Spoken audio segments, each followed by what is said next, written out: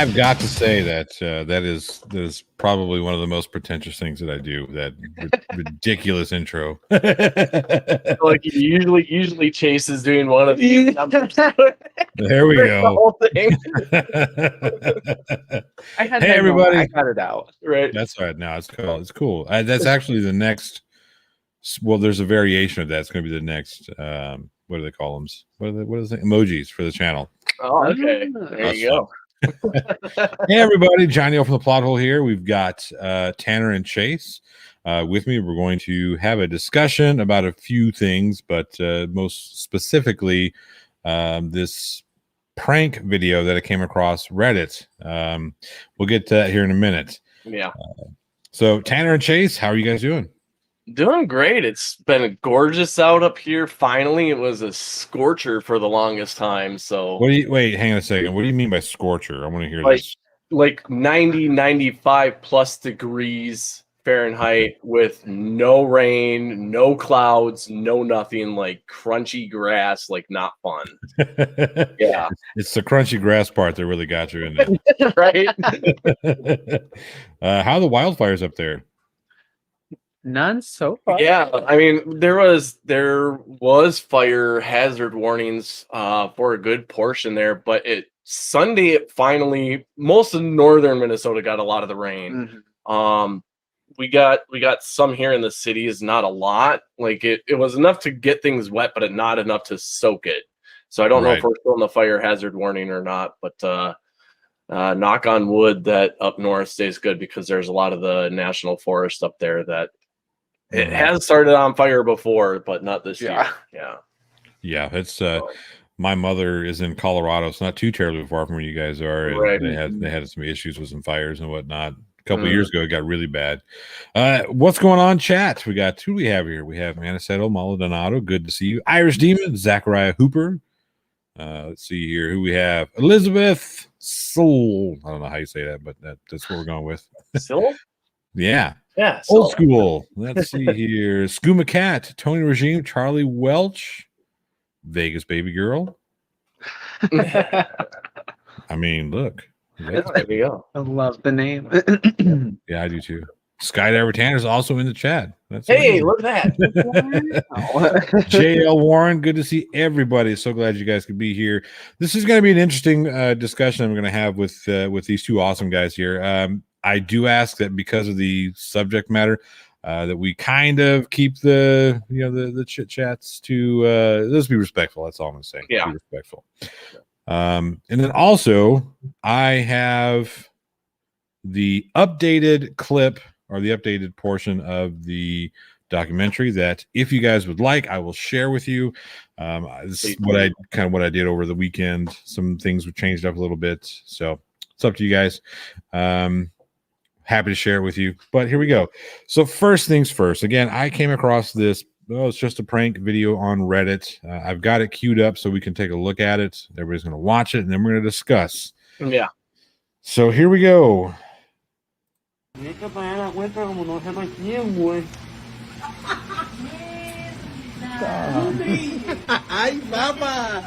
qué vaina linda. Yo no sé por qué no me puse para esto yo mismo. Gotta love it when it freezes. Yeah. I like some of the comments people were asking if those were sanitary napkins. Yeah. That's a legitimate question. Yeah. I don't know if it's going to play anymore. No, come on. Gotta love it when technology. Restart. Oh, he's got a good smile going for now. Oh god.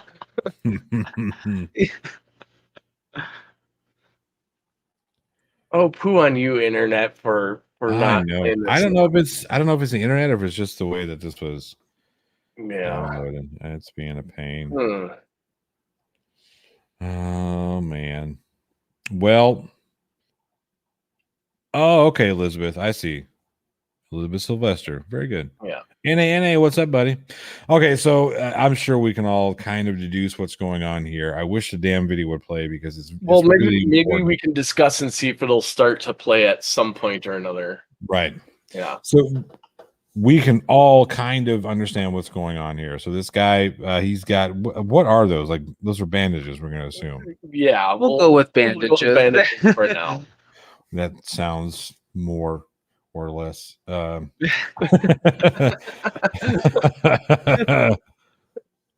Either way, let's hope it was something clean and sanitary. Right. And there go my animals. They're just letting everybody have it. Yeah. Ours are quiet, surprisingly, right on. Yeah, knock on wood. So anyway, this gentleman here was, I don't know if this is a birthday party or what, but they're at a get together and hi, you need to wash your hands, little rascals. Anyway, so this guy is at this party and somehow he agreed to be blindfolded and they're doing the guess who kissed you kind of thing. Mm-hmm. And the person who did the kissing, I'm just gonna, let me see if I can fix this here. Yeah. I'm gonna see if I can, I'm just gonna reshare it. We'll go that route. We'll reshare it. Maybe that'll help. Okay. All right. There you go.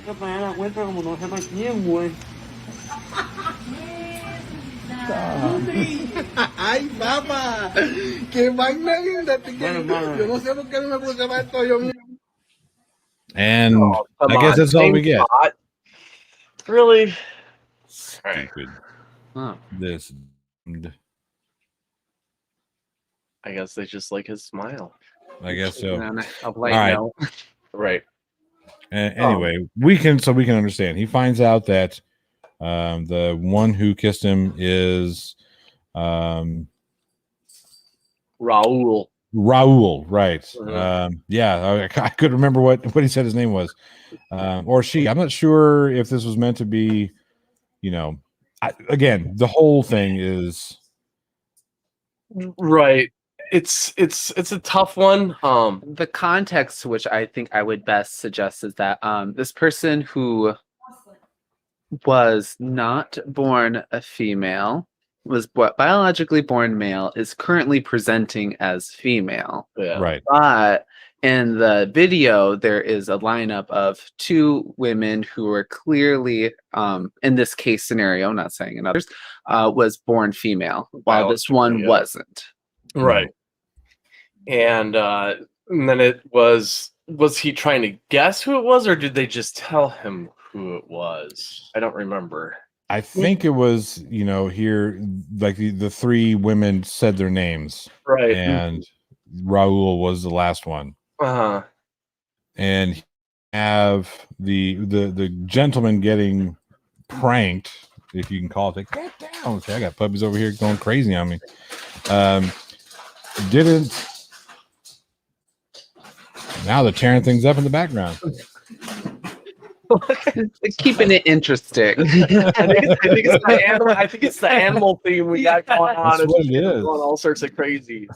He found a water bottle and he's going to town on it. Anyway, so he finds out that it was Raul who kissed him. He has a very, I believe it to be just a little bit of an over dramatic response to it. Yeah. Go ahead. Yeah, I was gonna say he basically starts to gag and he walks off and he's making like dry heaving sounds. It's kind of like how the video starts to end as he's walked away. Brian's trying to kind of like josh with him, push his shoulder, and he physically wants nothing to do with Right. anyone at this point. He seems to get very riled up, Right. in an essence. And so when I first saw it, like I had a bag of mixed emotions. Like, 'cause one, I mean, I like a prank, right? But at the same time, like, so at first I was kind of like, okay, yeah, ha ha ha, getting someone that maybe he wouldn't be interested in normally to kiss him, and then seeing his reaction was kind of like, all right, that's a bit over the top. It's a bit too much. And then there was the other mixed feeling of I had the right words and now I lost it. It was like the mixed feelings of now it almost, in lack of better terms, it's almost like if you want to think of it, it's not a sexual assault, but yet it's something someone didn't want, Right. that they don't like. So it's like, well, that wasn't fair to them because they thought one thing and something else happened. He was willing participant at first, but not with the person who happened to kick in with it. Mm-hmm. And so then there was like one of that where it was like, so I don't know if the consent issue came in. So that was a little bit weird. And then the other part, the last part that kicked in before even more discussion on it was when he started to walk away gagging. My first thought was, oh Lord, we're gonna witness an assault. Like we're gonna witness him either getting a knife or him getting a gun because there's a lot of like drag queen transgender hate crimes done out there. And especially in a scenario like that. And so that was my biggest fear toward the end, is that's what we were going to witness. Right. I don't know if you guys remember, who was it? Was it Jenny? That's, oh man, it's one of those trash talk shows from back in the late 80s, early 90s.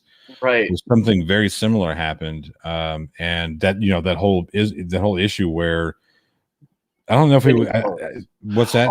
Oh, Jenny Jones. That's Jenny where, Jones, one guy confessed his love and he went over and killed him. Yeah. Right. Yeah. So on the show, the gay man confessed his love to the straight man, and the straight man played it off during the show. Mm-hmm. And they went home, and the straight guy started thinking about it more and got nervous about it and how people would react to him, that he ended up murdering the gay guy. And then there was a law of, what's it called? Like, it's the one where it's the panic. It's gay panic. Yeah, gay panic. Where because you didn't know, and there's also trans panic too, where which is very common still in the United States, where if you didn't know or you were thrown off by their presence or their sexual preferences, you can use that to justify attacking and killing them. Yeah, and it's often in court very much like they're like, okay, that you're allowed that. It's not used as much anymore, but yeah, so that's kind of what I thought like toward the end was going to start happening, but he just went off and he was like gagging, which I thought was a very melodramatic overreaction to it. Yeah. I let me interject really quick there. So really quick, Bryce and Eve and NZ for to New Zealand says, hey, Johnny O, Tanner and Chase. Thank you very much. I appreciate that. Good evening or good afternoon. Or I think it's good afternoon for you. So wherever you may be. Oh, you did. You went there. Damn it. But okay, so he got a little bit of hate for that, right? So people calling him transphobic or homophobic and whatnot. And whereas that may be true, right? He may be transphobic or homophobic. Does that necessarily negate his response? Is he not entitled to feel at least somewhat violated in this situation? I use the perfect example of this. When we started talking about initially, it was when Drake and Madonna performed live before, and then there was a thing where she kind of attacked his face, I would say, aggressively, and made out with him during the performance, and you could see he was very uncomfortable with that. He didn't want that to happen, and I think we can assume Drake's preference sexually is for females, but he didn't want that still, right? And it's not okay that happened. Whether it was some form of statement or it's not okay. So it's a thing where it's like, let's say he's not homophobic, but let's say that maybe he doesn't understand it all. And so you're kind of you're really pushing someone who maybe doesn't hate this person, but then also you're pushing them to kind of start hating it a little bit. Because that's where I was like, I stepped in and I was like, it doesn't mean he's homophobic or transphobic. It's not his preference, and his reaction was a little bit over the top. But if God forbid, if something was to go down where it was like the swordsman thought it, or the beardsman thought it would be funny to do a prank on you where I kissed you or something and you responded that way, I would expect it, right? I would expect you to do that because it's not your cup of tea. Mhm. It doesn't mean you're homophobic or transphobic or anything, but in all honesty, I probably would, like try and hide because I'm sure Chase would be coming after me because I'm just saying, because your cheeks would turn bright red. You would be like, you know what? Those were really soft lips. I'm confused right now. Exactly. I mean, I'm like, hey man, what's going on here? I have to look at my wife like, Erica, I don't know. I think maybe we got to talk. I'm just kidding. Just also a little bit of like, there was a part of me that also didn't like that the person was that the female in question was willing participant in this, because from being a person on the LGBTQ side, what is the biggest thing that kind of comes at us is, we're always trying to recruit. You're trying to recruit. I've never received the recruitment package. I don't know what this recruitment thing is. So one thing. What? I was going to ask if you saw I was doing it, but it was an obvious satire on exactly what you're talking about, the whole recruitment process. And he was talking about, look, they're trying to push the gay agenda. Look at this. And he holds up a box of markers. Did you see that one? No. I thought that shit was hilarious because it was obvious satire that, you know what I mean, he was playing off of, but that very idea that they're, trying to recruit, and it's and so there's not the military, or maybe it is. There's a part where it was like this is kind of some of the problems that happen with if there are people who are homophobic or transphobic and they see something like this, their thoughts instantly go, see, they're trying to push this on people, and they're trying to, like Chase was saying, bait people into it. Right.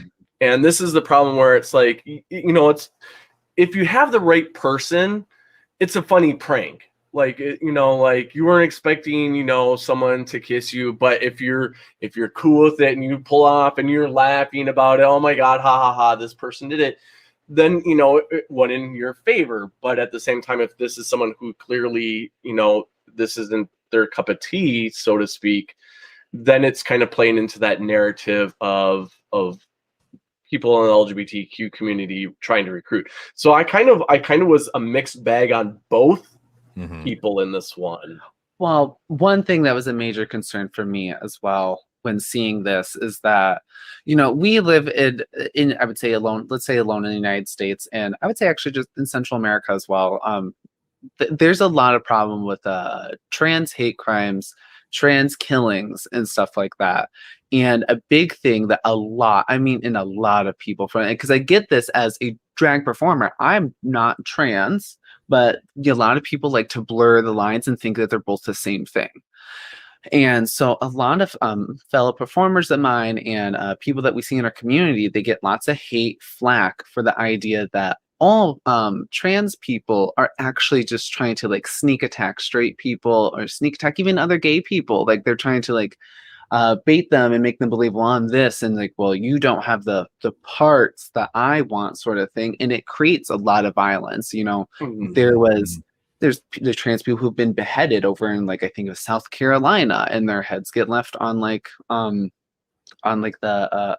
courthouse and stuff like that. People make huge statements out of these things. So in a scenario like this where someone is playing off the joke, it's like, it's honestly not that funny right now, because there's so much, being trans in this world is a very heavy topic, and this can incite and create the scenarios. And then also, if another person, even like I said, even gay people, people of the queer community, they're going to also kind of go, yeah, I was right. They're baiting us. They're just trying to trick us. Trying to trick us into doing those things. And it creates a toxicity that is physically dangerous in this world. Yeah. And so that's a part where, like, I do get upset, because it's like, I would never do that. I don't know any of my fellow performers who are also trans or non-binary who would do that, because we are thinking of stuff like that. Like, we like having lighthearted fun and, being stupid and making jokes and being crude, but never like that. Yeah.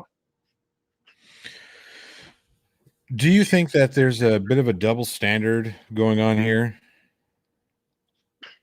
I would say let's look at this scenario a little different, right? So there's a lot of people that are hating on this guy for his reaction. Now let's say that it were different. Let's say it were a lesbian woman and she was tricked into kissing a man. Yeah.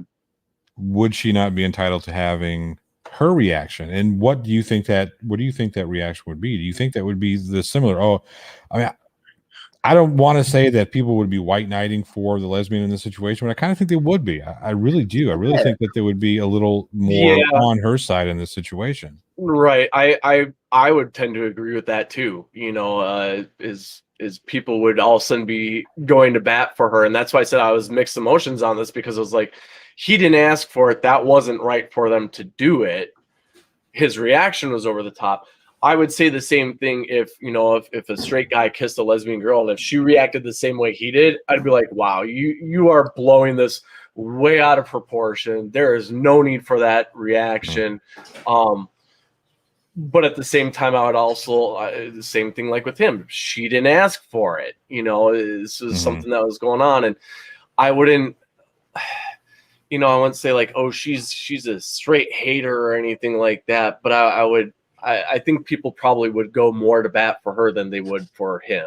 You know, I think I've got a better download of this here video. All right. Let's see here.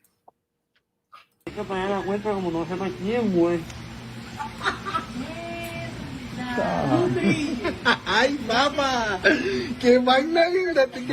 Yo no sé por qué no me puse para esto yo mismo, hombre. Bueno, quítale. Quítale y tú me vas a decir cuál fue. Bueno, chica, él es Petronita. Yo presento a una chica, ellas fueron las que te besaron. ¿Cómo es tu nombre, mi amor? Lluvia. ¿Y el tuyo, mami? Dayana. ¿Y el tuyo, baby? Raúl. ¿Cómo? Ay, Marina. ¿Te acuerdas de cómo volvía en tu casa? Esta chica está como rara, See, with that reaction right there, where I started to get nervous, that is he going to go grab a knife or a gun? Right. Para que se hiciste dañado, papá. I do think it's a little bit of an overreaction. I mean, there's a small part of me that feels like somehow they know each other. Well, see, watching this again and watching the reaction, that's even scarier to me, right? Because then in other scenarios where you read about violence that happens in the LGBTQ community, a lot of times it ends up being a good portion of it ends up being people that they know. Right. And it's usually a scenario in other cases where it's maybe more private, but then that person feels a certain way and they can't escape those feelings and they take it out on that person. So in a scenario that's more public and is actually, you know, meant to be outright to make him sort of the fool, quote unquote, you're once more baiting this person to have like a sort of reaction that could like potentially be physical later on. Right. Like if those two were alone, if he's still potentially mad and feels embarrassed, especially if it's being shared amongst friends on the internet. Public now. Right. You might come back with a vengeance, and that's a scary situation to even think about. Right. And Mr. Andret right now is kind of saying like what I said, in a way it's sexual assault, because it's something that it's a weird topic, because like had it been a biological female, he would have been okay with that. Right. But he's, you know, if he's straight, that's why he's okay with it. He's not okay, you know, he's straight. He doesn't want, you know, whether it was a drag queen or, you know, someone who just cross dresses. He didn't want to kiss someone right. whom he believed to be male. Right. Right. Right. So that's the issue there. Kind of like the sexual assault type thing, or you know, and to pick that apart a tiny bit once, just to reiterate for anyone thinking, or if they're kind of hearing, if you're straight and you date a trans, let's say if you're a straight man and you date a trans woman, you're still straight. Yeah. But in the context to which clearly at this point, let's say this case point, let's say that he doesn't even think this all the time, but this case point, he is clearly recognizing that person biologically a male, even if they say their gender is something else. Right. Which then once more reincites the idea where it's like, between that person being part of the joke and putting him in on this prank, you were inciting a violence. You're inciting an aggression. You're inciting that negativity, which is dangerous. Once more, is that gamble, because in hindsight, they knew that he doesn't think that certain way, Right. and to trick him in that manner once more is just worsening the scenario. You are asking for a homophobic response. You're asking for a transphobic response, and like I don't go out, and we as gay people, we don't go out and like try to bait people to have negative response towards us. You know, and I'm sure you get that. You get that naturally by just by the fact that the unfortunate scenario that this country is in when it comes to LGBTQ reaction. We still have a very homophobic population, and that's unfortunate. I'm going to get to a couple of these questions here, and then I want to pose a couple of questions here. So Erica Ortega, that's Mama Tega for everybody, says, did you see that Carl Nassab came out? He is the first person to openly come out in the NFL. Right. Yep. Yeah. Good for him. And I'd say, yeah, he's the first to openly come out, but he is not the first NFL player. That's Let's see here. Little Dickens. Very good. I would be, I think, upset. It's an unwanted hot, wet kiss. Then them dogs are just letting us have it. An unwanted hot, wet kiss is sexual harassment any way you slice it. And they bring up a really interesting point there. I'm going to put a pin in that. We're going to come back to it. Okay. Irish Demon says, question for Chase and Tanner. Do drag performers get flack from the trans community for appropriation at all? I've heard of it where the performer is a... I'm not sure what that's supposed to say. I'm not sure that's Viz het male on one occasion.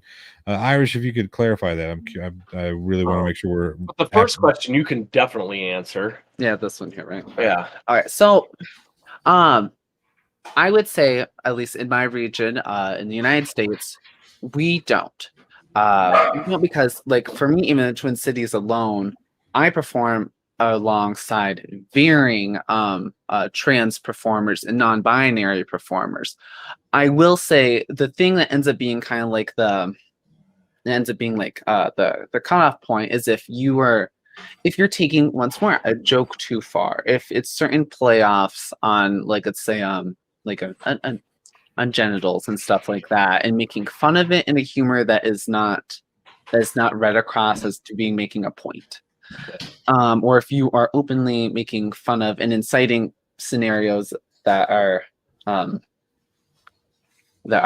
to be like dangerous for other people, make people once more think that this is what drag queens and trans people do, because even people who come to shows who appreciate drag still also will think that like the lines are blurred, that it's the same thing. Yeah. Well, let me ask you a question. So what exactly are... Okay, let me back up for a second. So you could be, from my understanding of the very limited experience I've had with this community, the drag community, that is. Now, as I understand it, just because you dress in drag doesn't necessarily mean that you are transgender or even homosexual. That you can still, you get a lot of, I don't say a lot, but there's a straight population that will do it because, I mean, it's something that's either, just something they like to do. It's enjoy the joy of performing, etc. Exactly. In drag, I know a couple of, I would say, hetero or performers who also are biologically identify as the gender that they were born still, and they're very welcome, because drag is an art form, and drag is the expression, the play, and the camp of what gender is in general. That's why I would probably say in the last 30 years of drag, you have seen an evolution of people who want to be completely look soft and feminine to looking extraordinarily masculine, to people who play more in these in-between lines, a limbo, I would say, of the gender identity, and they use it more as a form to kind of express, but also to sort of make fun of a little bit, but also once more honor those who identify in the way that they are. See, and when I first came out, this is where I say, because everyone's got to learn things, right? And I had a lot of misconceptions about the drag community. And I used to think that drag performers were definitely people who were transitioning or wanted to. And so that seems to be, I mean, that seems to be like the normal thing that most people would believe, right? That this is obviously people who want to be, well, and that's not the case. Sometimes Right, it's just a performance.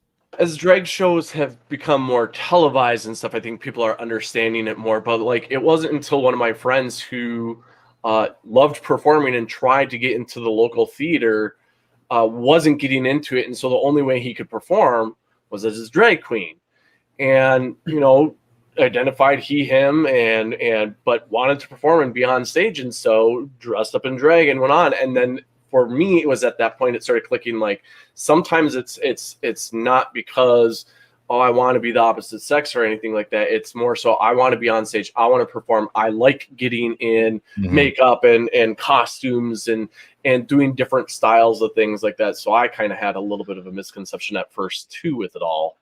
One thing I would say, to go back with what my initial statement was about it, is that not inviting, but rather if someone who is, let's say, straight and cisgendered are entering the scene and they want to be part of it. What is that? What is cisgender? What is that? I'm not. Cisgendered means when you are biologically born the gender, like I say, you're biologically born female and you identify as female as well. Okay, cool. And as long as you and frankly, we also hold the standard to all our fellow performers, because you should. It's a respectful thing. Understand the history, where it comes from, and the mix of where there are a lot of straight people who did drag, even like way years and years before, decades. We're talking about 30, 40 years back, when drag was very, very underground. And I'd say, at least I know, as a standard in the United States, and I know drag goes back as far as theater, even back into very, very early times, I would say. And it wasn't always as a purpose as being for queer expression, but also I'd say in the honoring, at least I'd say in our area, and I would hope in others, is understand the importance of drag in the queer history, because you are joining in a queer space and you're invited and you're a part of it. You get to partake of it. There's nothing that like stops you. But at the same time, understand how important and how impactful it has, and how it continues to change certain people's lives even now, and how we can use that, because it's all about that respect. And in the same instance, that goes for those performers like me. I should understand my history. I should understand, the respect and the art form that came from, and for all the people that came before me who really put up the work to be able for me to go onto a stage and get paid to do it now. Yeah. So Mr. Andres says, I disagree. It's assault, gay, straight, or otherwise. You don't trick anyone into compromising position just wrong. I tend to agree. Yeah. And then Tony brings up a really good one here. Says, would it be okay for a guy in drag to kiss a lesbian? And kind of where I was going earlier, we have this. It's a very unusual thing, because we're going to take this to the extreme. I fully understand that what I'm about to say is an extreme scenario situation that may or may not logically follow. Okay, but we're going to take this to the extreme because this is more about feelings and logic. Right. Now, are you familiar with the Urban Dictionary term Houdini? Not the Urban Dictionary one. Not the Urban Dictionary one. Okay, so a Houdini is when you take a person to bed, you are doing the deed, and then you leave. Your friend comes out of the closet to finish the deed, and then you wave to the person who's none the wiser, right, as you're walking out by the window. Now, as far as I'm concerned, that's sexual assault. That's rape, right? So we understand, and I get it. People, well, it's a joke, and this and the other, blah blah blah. It's not that funny to begin with. But put yourself in that scenario. This is kind of what's happened. I mean, this is not anywhere near the extreme as that, but this is basically what's transpired in this this video here. Is that hey, guess the one who's kissing you? Okay, cool. Well, now it's not what you thought it was. So would we not would we not assume or consider that at least a mild form, at least assault, sexual assault? That's what I was trying to say, like in the beginning, and that's why I said I had mixed feelings on it, because that was my first feeling, was that's essentially like a sexual assault or some sort of, because it's not from someone he was wanting it from. You know, he was a willing participant when he thought it was something else, but not when it was what it was. And so it would go the same way. Like if it was someone in drag, you know, someone presenting as female in drag and kissing a lesbian, same scenario. If it's not wanted, then it's not good. Now, if the, you know, if it was a lesbian and it was a drag queen kissing the lesbian and the lesbian is okay with that, or if they blindfolded her saying guess which one, and she already saw the people and saw that one is clearly a drag queen and the other three are cis females, and she was like, yeah, blindfold me and let me try to figure out which one kissed me, she was a willing participant. So it's not really, you know, so that's where I was like, this is kind of weird, because there's a lot of gray areas to it. If this guy got blindfolded knowing that who actually kissed him might be one of the people that kissed him, then that's a different thing. But if he didn't know going into it, then it's a whole different ball game. All right. Well, this is like, I know it's in a workforce standard, but I know this is very much spread for like people in general. Any form of unwanted touching is a form of sexual harassment. Yeah, absolutely. And so, and the fact that, and not to, I don't want to like get too like choppy about it, but like the fact that it wasn't a little peck, it was very obviously like aggressive. That's very invasive and personal preference, but like, if something like that was invasive, I would only very strictly want to do that with someone I want to do that with. Right. No matter any other things, jokes, whatever aside, I would not find that to be a humorous moment. I would not want to be partaking of that. Doubling back with the drag queen and the lesbian thing, professionally, now this is for me. Professionally, I am paid to be not female impersonating to, but I, in my art form, present as female. I'm being paid for that. I am a guy underneath. And so, and if she was in a similar scenario where like I tried to kiss her, it would be like, and she didn't want it, that's still sexual harassment. That's a sexual assault no matter what. Even let's say the person who is a drag performer is trans. And you know, she's a woman underneath the makeup still, and the lesbian, clearly a woman. If it's still unwanted, it's unwanted. Yeah, period. Right. Skits Crasher for 2 Americans says, keep up the good work, brother. Thank you very much. I appreciate that. Rob Parks, exactly. We talked about that very scenario earlier and how dangerous these types of things can be. And then, of course, we have the awesome Commander Darklight. Commander Dark, it's good to see you. Hello. So I'm going to jump back to what Irish Demon was saying, because he clarified. So he was saying if a cisgendered male, cisgendered straight male, I'm going to assume, performed in drag, would they be criticized? I think is kind of what he was trying to get at, if I'm correct, Irish Demon. Again, you could speak more on it, but I typically, from my understanding, is if anyone wants to perform like drag, whether they're gay, straight, whatever it might be, pansexual, bisexual, they can do drag, you know. Yeah. And they shouldn't get criticized for it. Yeah. Drag is an art form. Yeah. And whatever you want to do with it, as long as it's, you know, with appropriate degrees and also with taste, or proper distaste, we'll say that, because there's some camp, I'll say camp and campiness. You're pretty much part of the family. Like, you are let in, people are there for you. Because it is a strong community. This isn't about being cut through and catty and mean.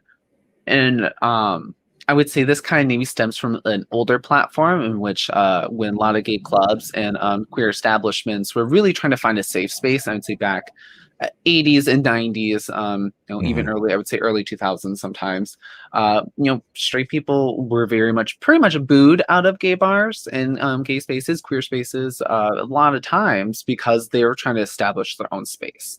That I would say is long since passed. You know, there's clearly you go into certain places and, you know, people are always trying to tear it up and do different things. But being a cisgendered heterosexual male wanting to do drag should never be shamed upon.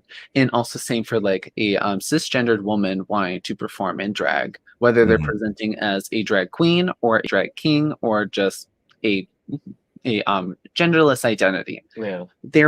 You're part of the community then. And I've had a hard time trying to keep up with everything too. So you're not alone when it was like cisgendered heterosexual and cisgendered homosexual. I know. Yeah, It's trying to figure it out sometimes too. It's a little you know, bit much where I'm like, I can't figure out what's right. going It's hard on. for me to keep up with it because it's not because I'm not interested or because I'm being disrespectful. It's just there's a lot there to know. So much, and there's times where I even have a problem with all the labels that are going on. Like, what did I just see? You have it up. What if you find a person attractive at a party underneath the person has male attribute? I shouldn't act mean. I'm not interested anymore. Just say it. And you know, and it's just like that's it. It's like for me personally, I'm like, why is there gay, straight, pan, bisexual? It's just, to me, if you're attracted to someone, you're attracted to someone. If you're not, you're not. To me, it's one of those where you don't know. Maybe there is someone who you're really good friends with that happens to be the same sex that you never would have thought of in a relationship manner. But as time continues on, you might find yourself getting close enough to them that you might want to share a kiss or share something more, that it's like, why would you close off yourself to a relationship that could be really positive? That's my personal view. And so it's just like, that's why I don't like the labels of things, but I get while there's labels. And you know, you're essentially the Kinsey scale, historical product. The Kinsey scale was on a scale of 1 to 6, but they use numbers instead of saying bisexual, gay, stuff like that. It was just basically saying, like, on a scale of what you would consider hetero, like completely 100% straight, let's go, and 100% completely like gay or lesbian. And you know, and then there was this in between, and in this scale they didn't say like, oh, that made you bisexual if you're a 4, because that doesn't make sense. It just says, oh, you have this sort of leniency this way, or you have a leniency that way, but you're also still open to that, but you have certain maybe types of preferences, or maybe that's just who you are. Right. And a part of the identity and the identifying thing, I think, is it was initially in a power movement for people to be able to, you know, to be able to proudly say, like, this is who I am. You can't take that from me. And the eventual would be like the goal to be able to be beyond that. It's kind of like the idea of like, we want to eventually be beyond the goal of coming out. Right. You can just be present and be, and shouldn't have to have a moment. Yeah, you shouldn't need to. Yeah, that's one thing that's kind of always been. I've never really liked that whole, well, you know, so and so came out. Okay, why does it matter? Like when they talked about when the football, what's his name? Oh, I forgot his name already. But when he, you know, he came out. I'm thinking, oh, I don't care. I really don't care what he does in his personal time. I don't even really care that much what he does in his professional time. I don't follow football that much. You know, it's not. I never understood why it was that big of a deal. It's what the whose business is it what this person does in the comfort of their own home? Right. Well, the other way I view it is, you know, regardless, I want to say really quick. I do want to clarify one thing that I do understand, and I do get why people do it, especially high profile people that do it, especially in this scenario where we have a lot of trans hate and homosexual hate and whatnot. That, hey, look, you know, be yourself, be you, and I get that. You know what I mean? I'm not saying I have a problem with these people coming out. I'm saying I've always had taken issue with why people make a big deal. Outside people make a big deal about it. You know what I mean? What I was gonna like get at is kind of like the whole, like, the reason why I also not like putting in labels is because there are some people who like really tall, hairy men. There's other people who like really, really short, you know, hairless men, and there's men, you know, who like women who are larger size, and we all have our own types. And so it's like, if you know, you're not going to hate on someone because they have a type. you know, when it comes to like say straight people, they're you know, you're just not hated upon because it's normal. So it's the same thing. Well, I have a certain type, Chase has a certain type, you know, and that's why I said, like, you know, we shouldn't be closed off to you know, what's out there. You should just, if there's someone who you connect with and there happens to be an attraction, who cares what it is? Who cares if it's male, female, trans, you know, whatnot. But as an example, so I'm part Native American, and so in regions of Native American culture, very far before any form of colonization occurred, there's people who were in the gay spectrum or the queer spectrum. They were called Wink Day. They were two-spirited, and they were considered to be very close to spirit because of the in some instances, some believed that it truly was a strong, they had two spirits within their body, which made them closer to spirit and creator, which then they honored that connection to it. But kind of more on the point that I'm going with this is that they, you know, I know they had some smaller terms to be able to say like, oh, you were born female and you're attracted to females, but at the same time, it was left at Wink Day, which just meant two-spirited, in which then you were that you're queer being, and that's all that was relevant with that. Yeah, you know, and I feel like in some form it's unfortunate to see in a world, and you know, I don't know much outside of the United States in this case, but where we need these I would say pins in ourselves to be able to take power back. But then at the same instance, we also limit ourselves. And that happens in the gay community as well. And sometimes, as a prime example, there was a performer I know and enjoy, and she's pretty famous. She is talking about how she's like, well, when I was young, I always just needed to prove myself to be gay. That's who I am. You can't take that from me. But now recently, she's kind of found that she's a little bit more open to like the attractiveness of a woman and finding her at the very minimum sexually appealing. Has she ever acted on it prior? No, I just keep saying she. He is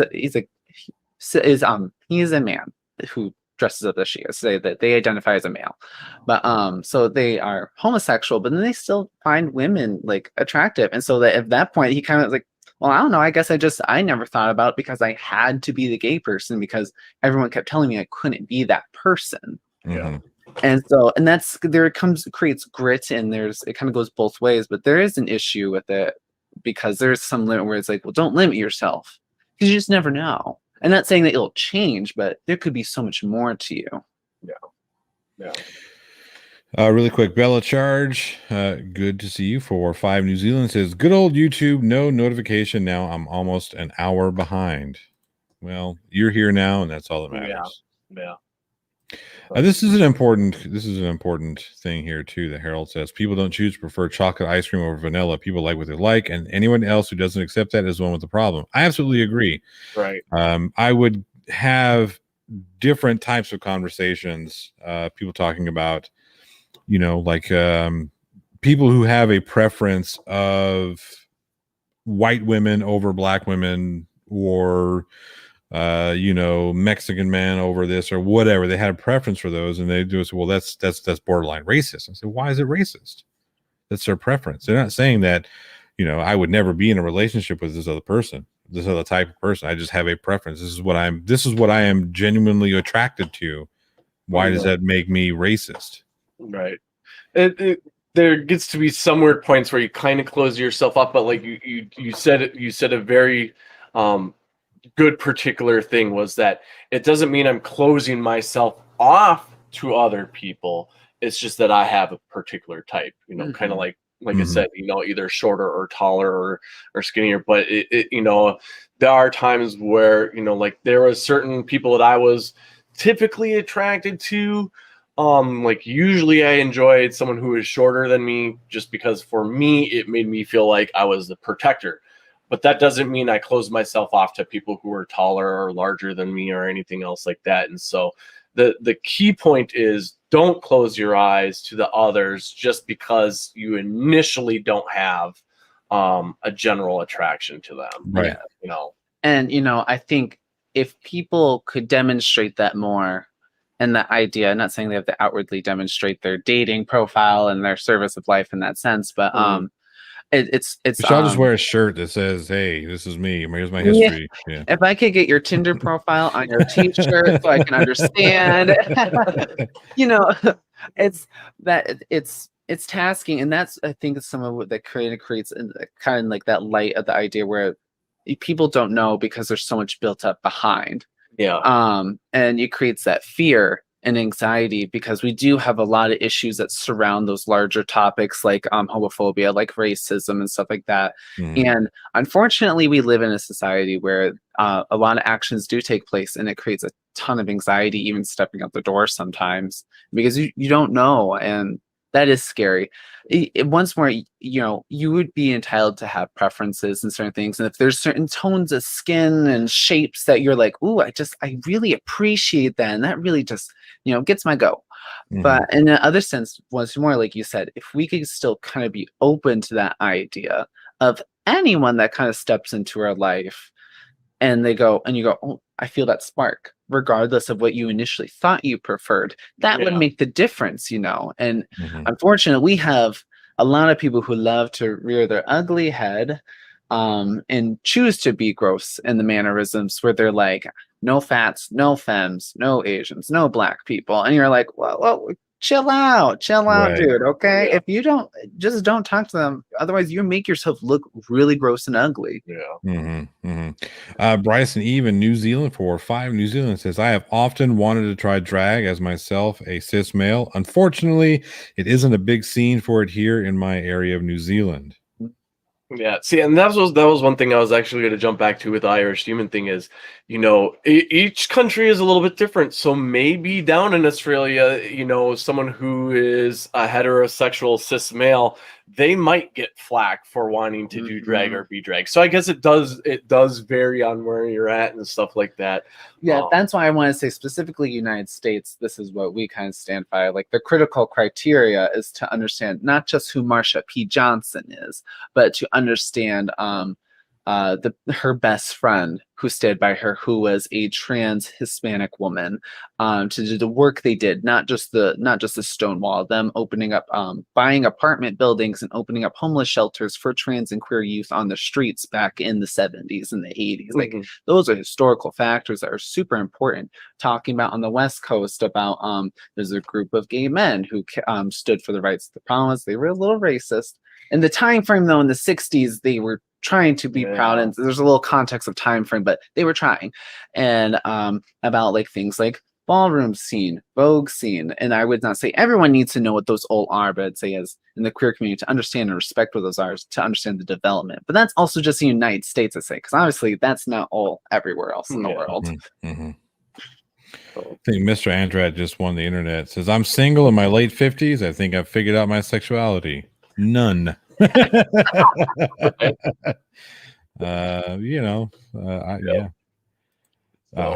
I gotta say I don't envy anybody who's single and, you know, out searching for, simply because I met my wife, like people my age would meet people out and about in bars and whatnot. Nowadays with all this online dating, and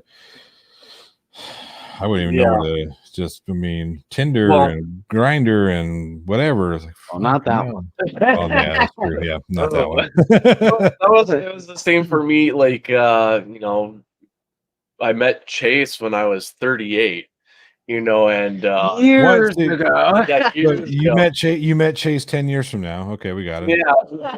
But it was I was in the same boat where it's like I got out of bad relationships, and so I took time off where I was like, I ain't dating no one. This ain't worth it. There's crappy people out there. But I sat down and took time to like, what is it that I want in a relationship? What is it that I need in a relationship? What is it that I want to give to a relationship? And, you know, so I always tell, like, because I have friends and I know people who are like, but I'm so single. And I'm like, you know, you might not find that person until you're 50 years old, 60 years old, 70 years old. Just hold on to it, because like, God, I was ready to give up type 2. And I was like, okay, I don't have any sort of sexual preference anymore. I'm good just being single. I'm okay with that. And then yeah, absolutely. And Harold, I'm not. I'm not suggesting that people have to go out. So yeah, absolutely. Right. If there's nothing wrong with being single. I wish we would stop putting that societal pressure Right. on everybody. Always, your job to go out and find a mate to procreate. No, it's Right. not. It's my job to go out and do what I want. We'll try. Yeah, We'll try to procreate. The one Right, thing I yeah. always say is, is that's why I took the 4 years away from dating and stuff, was because it's like you live with yourself your whole life. You might as well learn to be happy with yourself, because if you're not happy with yourself, you're going to have a miserable life. So That's be true. happy with being single and be happy with yourself. Create your own happiness first before you want to bring someone else into it. Yeah, you can't Mhm. fix your problems by adding in a relationship. That's just going to add in a whole shit ton of more Yeah. problems. What's going on, Cheese Mondo? Good to see you. Yeah. Or at least understand yourself. We'll say Right. that part. Understand Right. what those ins and outs are. Right. So, and I always joke because Chase and I actually met on Tinder.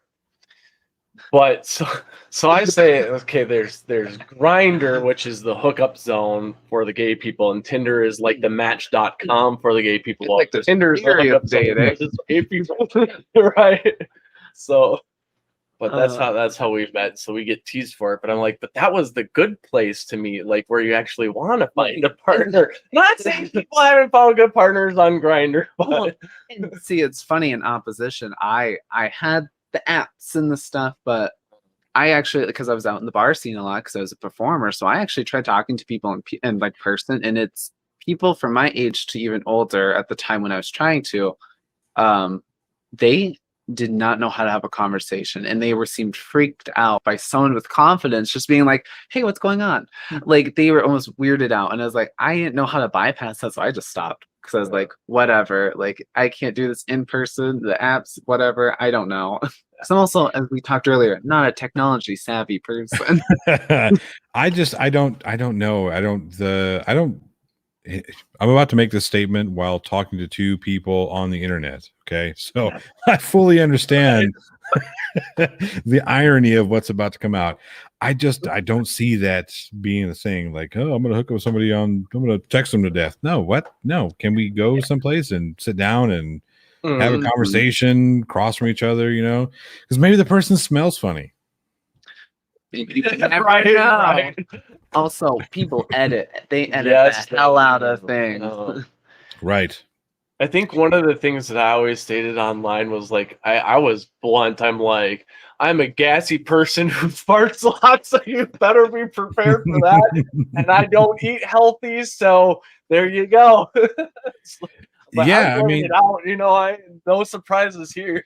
Yeah, so when I was younger, they always say that the first 6 months of a relationship is still, quote, the dating phase, because you haven't really put on your real person, your real self. It's after that you start getting comfortable, where the like the farts and the burps and the little quirky things that you didn't notice at first or didn't know about, they start creeping out.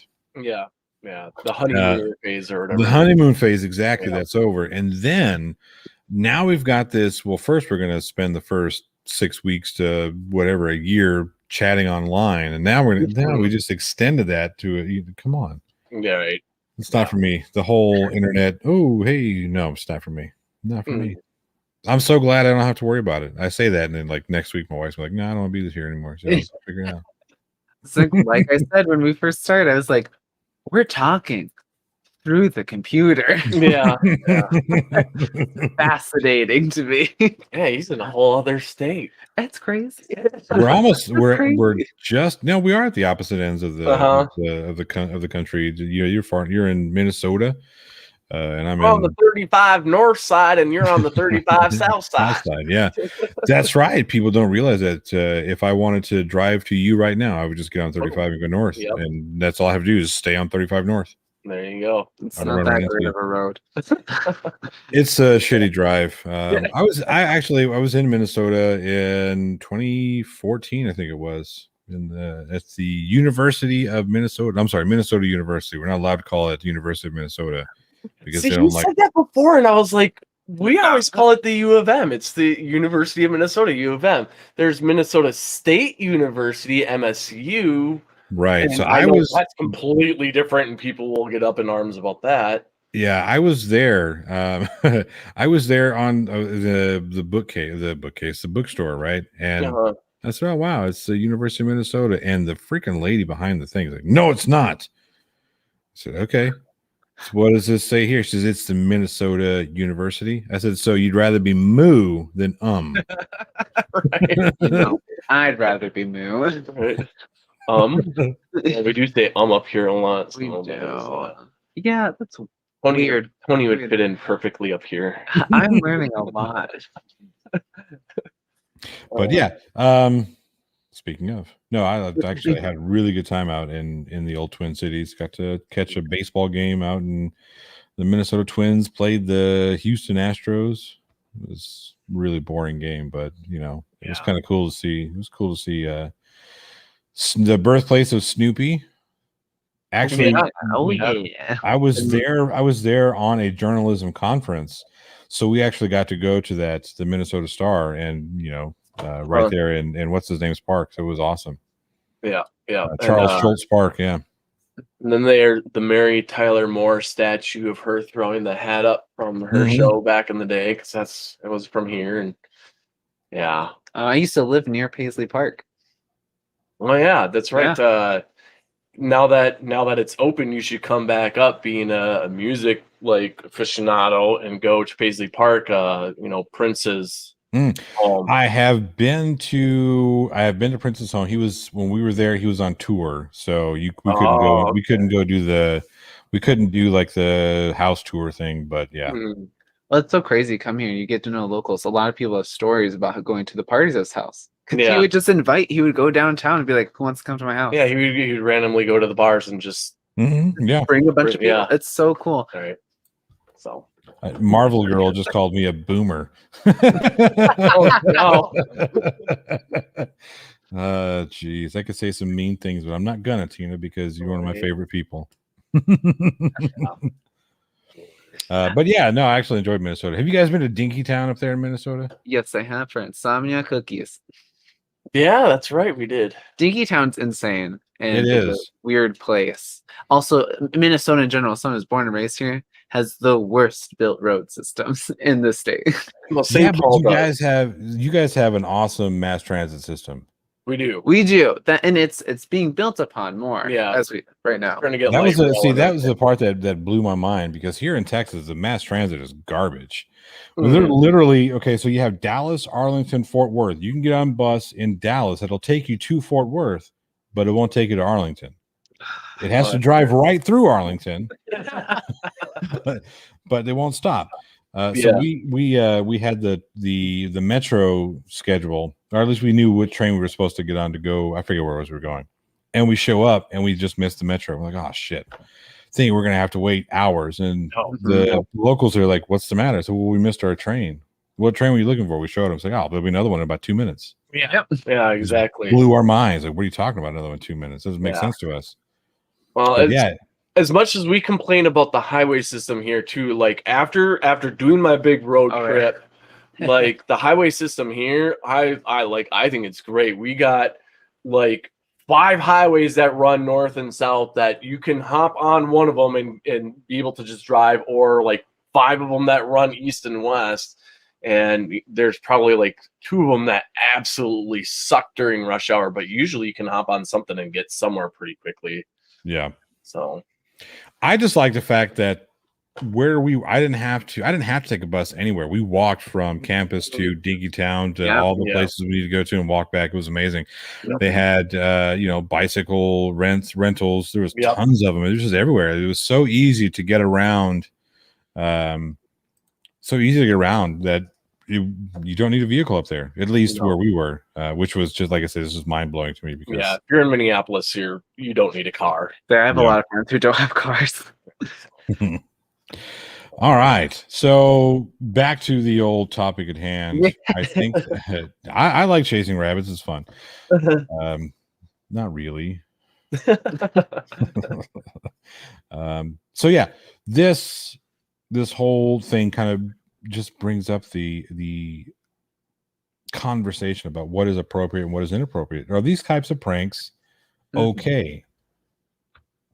Like I said, for me, it's if the participant is possibly knowing or already has shown like, like, hey, I'm okay with people of all genders, like kissing me or something, then maybe whatever. Guess who kissed you? But if it's someone who clearly is not okay with that, then no, it's not a good prank. And it's like, let it be 100% Right. that like you were very okay participating in this. Right. If not, and also even if like, let's say like they were, and then you switch someone out, and like that someone was now this mystery person you didn't know, you are being a crappy person. And you are creating a bad scenario. Like where the prank could have been really funny is if one of the like known females kissed him deeply, he took it off, and then they said, "Oh no, it was Raul." And then if he did his reaction, it would be kind of like, okay, that's weird. But then they said, no, it was this actual female who he would have been okay with. But even then, it's still kind of even there, like, you're creating that tension, which more is dangerous. Right. Very dangerous, especially considering. But I mean, if it was like, we're gonna play this game, you're gonna guess who.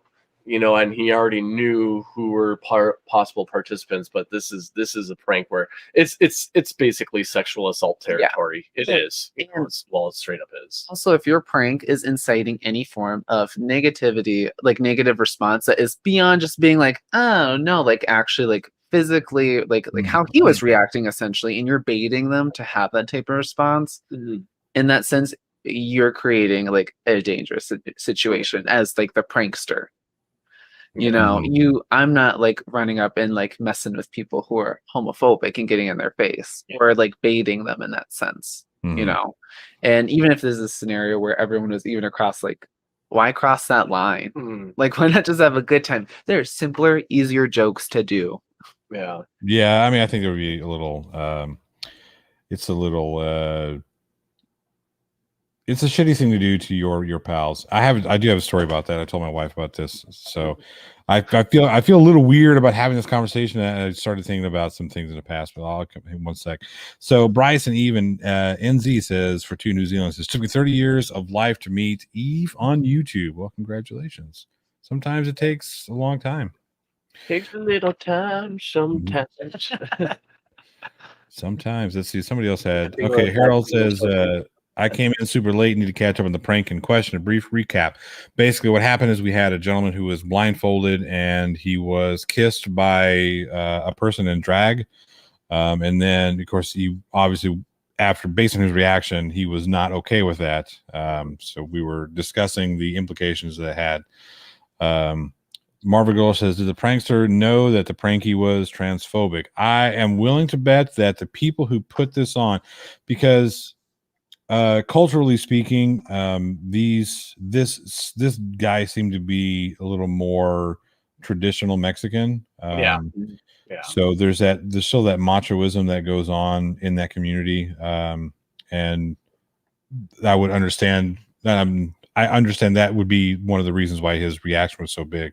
Right. Yeah. And correct me if I'm wrong. Culturally speaking, too, usually there's a heavy Christian or Catholic community with it too, which in itself has a lot of issues with anyone in the LGBTQ community. So, which is really awkward for the Catholic Church, by the way. Yeah, very awkward. All right, so I was having this conversation before, trying to figure out how I was going to title this, because I was having I didn't want to put something that was just clickbaity or just generally offensive. So I asked my wife, and we started talking about this, and I started thinking about it. Like, man, I kind of did something like this when I was a kid. Not a kid, but when I was, younger. When I was in a band called KS9 many years ago, the bass player came up to me. His name was Brian. He said, "Hey, Johnny, it's my birthday coming up. I've never had anybody throw me a birthday party before, so you throw great parties. Throw me a birthday party." And I looked at him and said, "Do you know who you're talking to right now?" And he said, "Yes." I said, "You know the things that I'm capable of doing, right?" He says, "Yes." I said, "And you're perfectly okay with," and he goes, "Look, Johnny, anything goes. I don't care what it is. Anything goes." I said, "Are you sure?" He says, "Yes." I said, "All right, cool." So I immediately called up my buddy who knew a drag performer and said, "Hey, He goes, yeah, we'll do it. We'll make it happen. We had our drummer's grandmother bake like a mail form cake with a kielbasa that had a little pin through it. That was his birthday cake.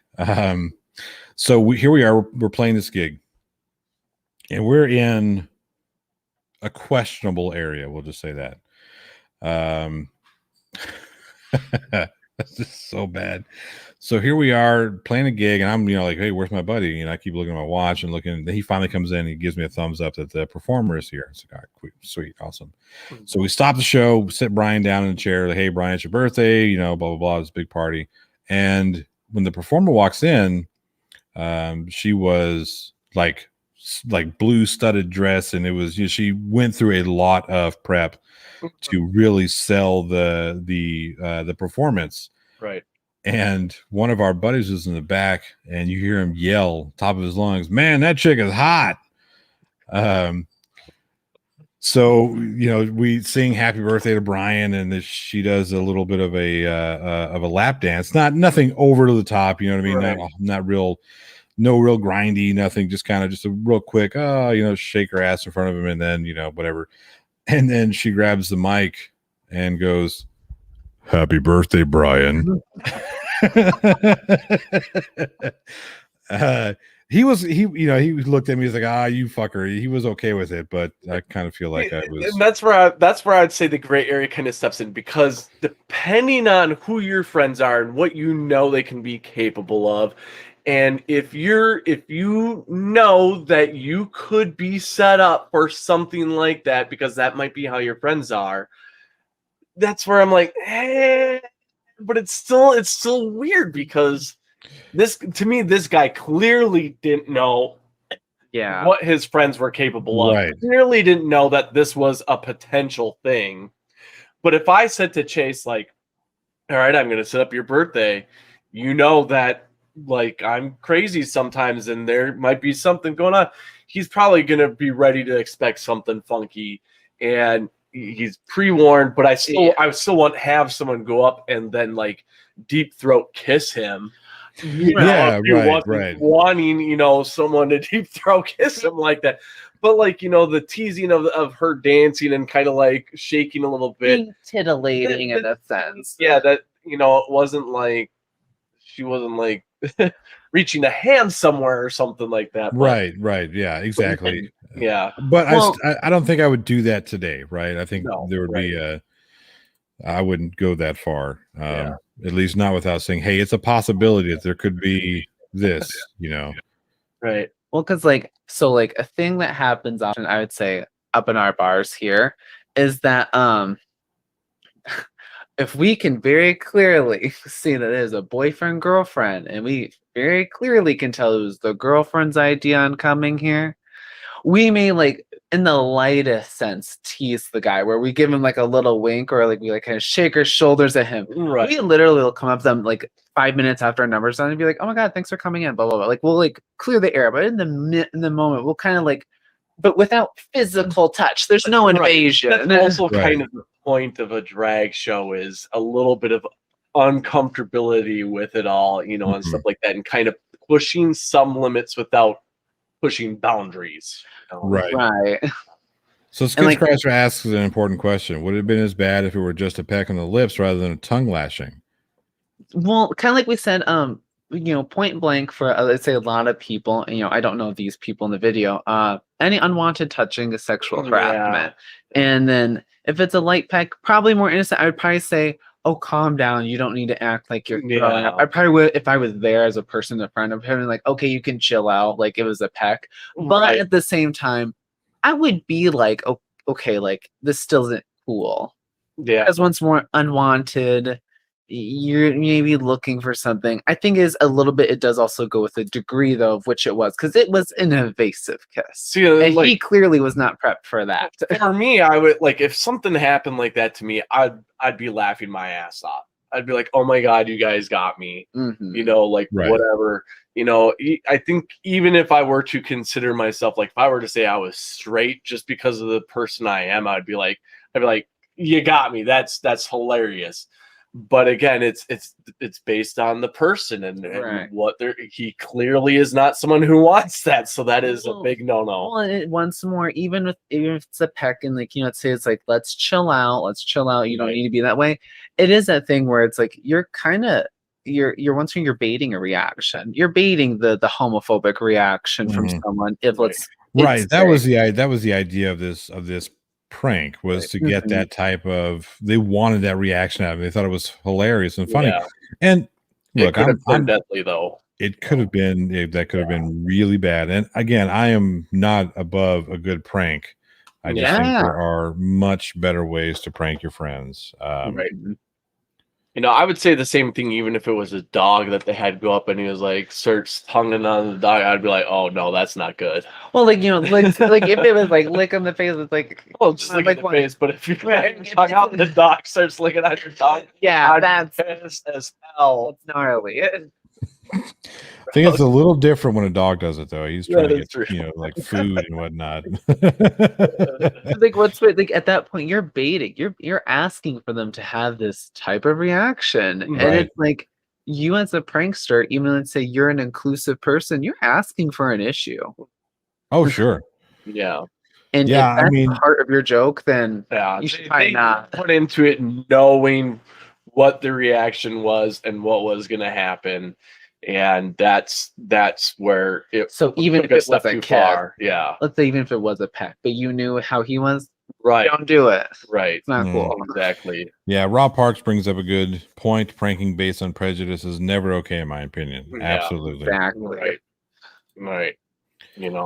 The second he got mad and started to walk away, I instantly thought that it I started to get nervous because I was like, I don't think Johnny would do this to me, but I hope I am not about to see something go down. No, I would have warned you.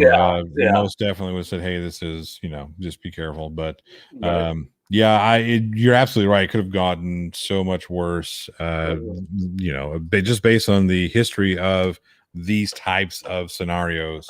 Yeah, not good. So it takes me a while to warm up to people, but I'll kiss a dog I just met right on the mouth, says Commander Darklight. I believe that 100%. All right. Well, that's for you. I believe that. Hey, look, I got 2 cats right here for you. That shirt is great. That shirt is great. All right, so we're coming up on the hour-and-a-half mark, so I'm going to give a couple little updates here and there, and then if you guys want to see the updated short, the clips, let me know. It's probably the last one I get to share because I think my producer is like, "Hey, stop doing that." We're trying to submit this to Film Festival, which I'm really excited about that. I need to get back to work on it to get it done as quickly as possible, but. And the George said, you could always just rewind it. No big deal.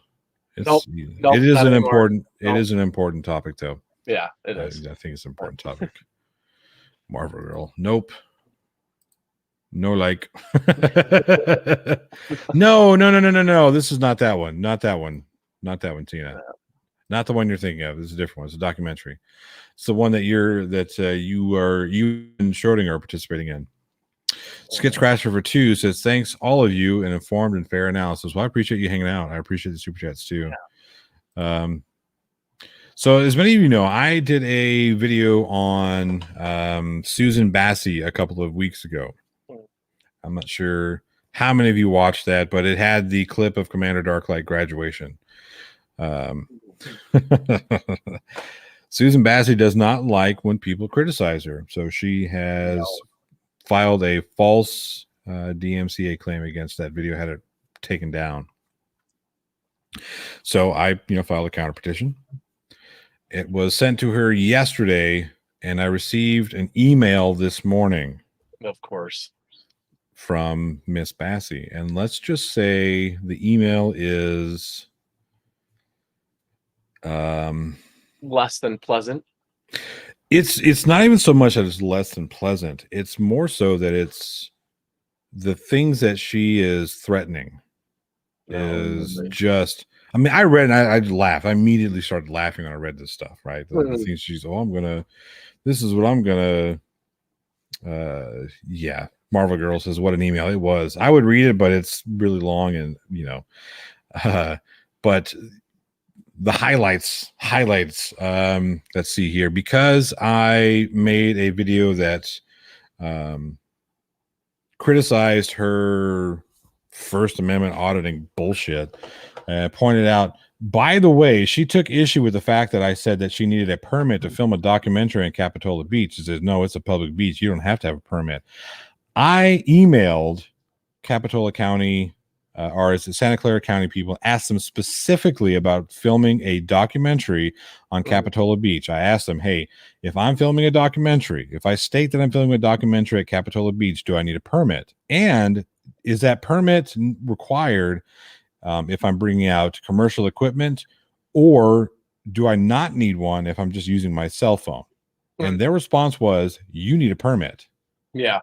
Commercial filming on Capitola Beach requires a permit. So sorry there, Susan. I was right. You were wrong. Yeah.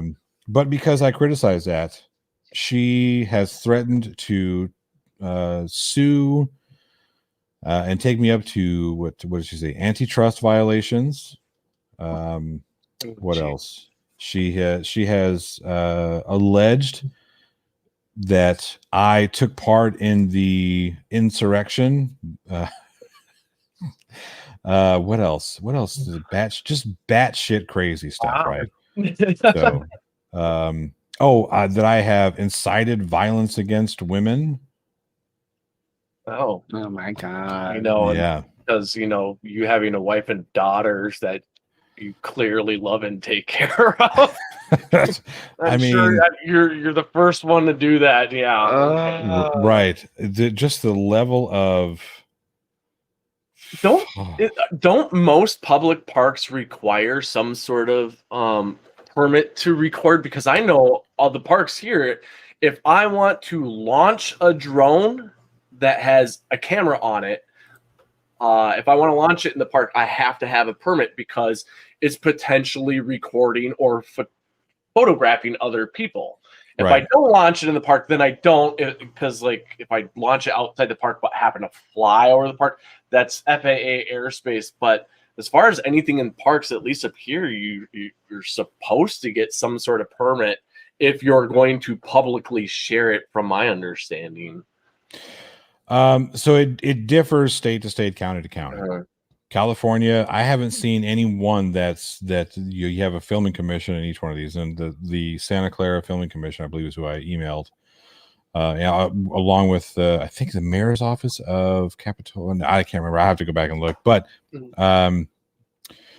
if you are filming for commercial reasons, that includes YouTube. They expressly put in this also includes social medias like YouTube, Facebook, so on and so forth. If your channel is monetized and you're taking video, then you have to have a permit. You've got to have a permit for that. That's what their statute says. And she came back, clapped back at, well, no, because it was a public beach. You need to learn this, that, and the other. I'm like, okay, I might be wrong. I could be wrong. I may have misinterpreted that statute. So let me go and check it out. And I emailed like, no, you have to have a permit. According to our state, our county, you got to have that permit. So there you go. That was fun. So this whole thing is going to be fun. I say that, but she's starting to take me to court and sue me and all this stuff and put in all this. Oh, you're, advocating for beating women and you're bunch of empty words. Yeah, just all this like antitrust, really. So, Tina did some research for me, and I greatly appreciate it. She's all, well, no, if she wants to do the antitrust route, she's going to have to sue YouTube as well. Good luck. Yeah, have fun. Good luck with that. So yeah, that was my day today. It was kind of funny. Reading the email was hilarious, but. All right, so here we go. I'm going to, you have to get written permission. So I've been sending out release forms, but yeah, you've got to get release forms. And if you don't get release forms, it doesn't mean you can't film them. It just means you have to blur them out or not use their likeness. Right. So, Right. Which again, one of the things I criticize with the problem, the reason why the police came out in her video is because she was on the beach filming, and this lady said, "Hey, can you please stop filming my children?" And what she should have said, what Susan Bassey should have said to completely diffuse the whole situation, "Hey, I'm sorry, I'll make sure and cut the children out of the video, and I won't film you guys anymore." Yeah. I'm willing to bet that if she'd have said that who she called the Karen would have been like, "Thank you, I appreciate it," and then boom, she'd have gone off to do all of her interviews and all that other shit. Right. But no, of course, her response was, "I can film here by one." So de-escalate, people. Anyway, so here is what I've been working on. We'll end it with this. See if I can make it work. In the new wave of the information age, more people look to alternatives to traditional media. And with social media on the rise, more and more people double dip on social media apps, taking advantage of the convenience of on-the-go media consumption. More than half of adults in America consume news from online sources, with 68% getting their news from social media, according to the Pew Research Social Media Study in 2018. 26% of those viewers consume news on the social media giant YouTube.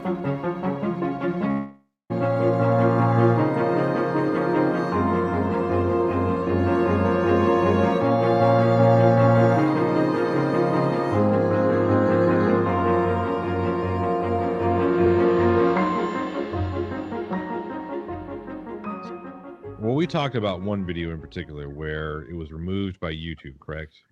Yes. And the reason why they gave you was because it violated their terms of service. Yeah, let me get to that video so I can specifically talk about this one. Hey guys, and welcome to today's YouTube Idiots video. Today's video covers ex-YouTuber. That's right, I said ex-YouTuber and flat earther Nathan Thompson, as he harasses a local business about their mask requirements. We've spoken with a couple of guys. We've spoken with Team Skeptic, and he recently had a video that was just taken down because it, quote, violated their nudity standards. They just said, "Hey, we're done with this video."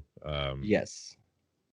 And there's an appeal button, and when I click the appeal button, it says appealing this violation is not available.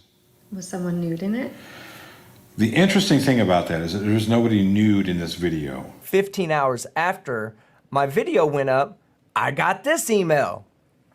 Hey Team Skeptic, we wanted to let you know our team reviewed your content and we think it violates our sex and nudity policy. So not only are they removing videos arbitrarily, it seems, they're not even giving you the opportunity to contest that removal. Yeah, no, I can't even contest it. So the YouTube terms of service, when you read their nudity clause, anybody who appears in a video, and if they can tell whether or not a person has, breasts or, genitalia or whatever, if they look at it, they could say, well, no, that violates our sex and nudity standards. That's stupid. It's kind of insane. Yeah. Because they can, basically what they're doing is they're setting up a system that they can arbitrarily go through and just remove any video they want. Exactly. After witnessing the questionable removal of Team Skeptic's YouTube video, I decided to look into YouTube and its policies regarding what they deem inappropriate content.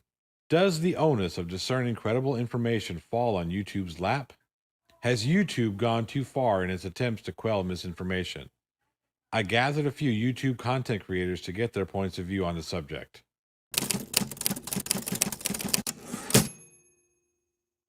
I'm the Irish Demon. That's it. I'm the Creaky Blinder, and strangely enough, my channel is also called The Creaky Blinder. I'm Team Skeptic. Okay, it's Scott, aka Brainy Beaver, and the channel name is Brainy Beaver. Well, my actual name is Craig. I'm quite open about that. I don't sort of hide my identity at all. But channel known as Seek Truth, Speak Truth.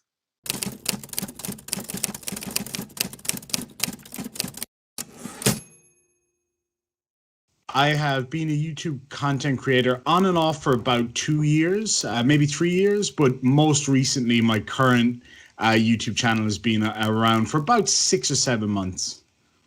Since late 2018, I actually started the channel towards the end of the summer in 2018, and I spent a couple of months looking at which direction I wanted to take the channel. So I actually started properly uploading around September, October time, 2018.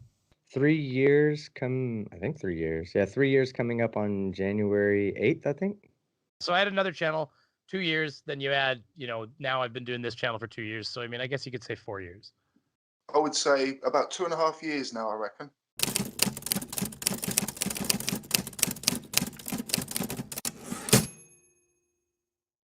Just about to hit 2,000 subscribers, just about 50 off of there. 41,600. 36,960. I'm 44.9 something right now. 15,100.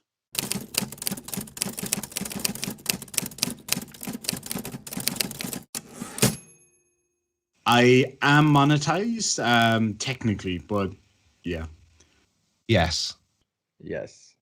This channel was monetized, yes, within 3 or 4 months, actually. Had some great growth at the beginning. Yes. YouTube ad revenue almost doubled since 2017, earning $15.15 billion in 2019 alone. With content creators looking to cash in on their share of ad revenue, creators often find themselves trying to maneuver through the complicated and often unclear YouTube terms of service. So this project that I'm working on is really interesting. We're taking a look at YouTube, specifically, how they kind of have this weird little foothold on content creators. Okay. So what we wanted to do is we wanted to take a look at different content creators throughout the demucker communities, maybe some of the other communities as well, and see how like terms of service, algorithms, etc. affect their growth and their ability to grow. All right. Wow. Boom. Yeah. Good. Well, thank you very much. I have a couple of Harold, you were placed in timeout by a moderator. By your daughter. My daughter. Constance. Jeez. It's probably an accident. Rev Rockstar says, who is the lady plot hole talking to? That is my wife. That's my lovely wife. She has a channel called Mama Tega's Madness. So that's my wife. But that's what I'm currently working on. I've got a lot of work to do still. I have a lot of audio and a lot of clips to pull, and I still have some B-roll to film and some other footage to get. But yeah, I'm really looking forward to getting that finished. Yeah, it looked good. It looked real good. Well, thank you. Yeah, that's newer footage. That's what we did over the weekend. The interview between my wife and I, and some of the B-roll clips that were swapped out. Was really excited to get that shot. Went out with Eugene Hopkins from the Weekend Horror Podcast. He's also a director, and he's got this really nice camera. I want to get one, but that pretty lady won't let me right now. But yeah, so we shot all that shot in 6K. So yeah, I'm really looking forward to getting this completed and submitted. So, and Chris Durham is going to be doing the soundtrack, so I'm looking forward to that. That's awesome. Nice. Yeah. But yeah, that's it. Awesome. Chase, Tanner, I really appreciate you guys coming on and having this conversation, because I think it's an important one. So yeah, well, thanks for having us on. And anytime. It was a heavy conversation from a video that I was like, oh, what are we going to talk about? And then when I saw it, and like I said, him and I were discussing it, a good hour before we even came on, and our feelings towards it right then and there. So you had us going in the apartment here before we even got on. So, well, that's good. I would like to get a, this place. I want it to be a place for open discussion, for people to have conversation without, you're an idiot. You're an idiot. Fuck you. Fucking. I want to skip all that shit just to have conversations. They can be heated from time to time, but Well, the thing with him and I is it's really hard to insult us or Yeah. you know, we're open books on a lot of things, and we're open to discuss many things candidly. So I mean, that's why I kind of liked that, you know, what's going on. I mean, there's certain things obviously you don't want to say, but you know, even in background, sometimes if it's a good friend, there it takes a lot to basically insult us. Yeah, I work Yeah. in retail in the United Oh, States. yeah. I can fight anyone. Yeah. Yep. I feel your pain. Yeah. I just had somebody tell me today that they, because of, long story short, they were upset with a deal that went down. So they contacted the vice president of T-Mobile. Oh God. So really? Good for them. Good job on you. So, you know, do what you got to do. Oh, See, cool. that's why I like my job, is because I'm not a higher up, but I still have the authority, because I'm the instructor in here, and your safety lands on me. So if I say no, it's a no-go. If you're acting stupid and I kick you out, that's because of you, and my boss is gonna stand up for me 100%. So Right. Okay. All right, let's get on out of here. I appreciate, like I said, I appreciate everybody in the side chat, all the super chats, all the support we get, thumbs up and all that, subscriptions and whatnot. We're almost at 2,000, I think. I'm just under. Gosh, Fire, Yeah, good to see you. Get there, damn it. We'll be there soon. I've been a hardcore advocate since like when you were first doing your first joke of getting 1,000 subscribers and Patreon. Oh yeah, as well. yeah, the patron joke, yeah. Yeah. And Little Dickens, I highly appreciate Little Dickens right now for calling me a young man. So I'm very honored right Well, now. you look like you just went through puberty, so. Well, I can talk like it too. Thank you for coming to Krusty Burger. Can I take your order? All right. I had a great time. I appreciate everybody coming out, and we will see you next time. Thank you very much. Peace or something. Finger gun, baby. There it is. Shocker.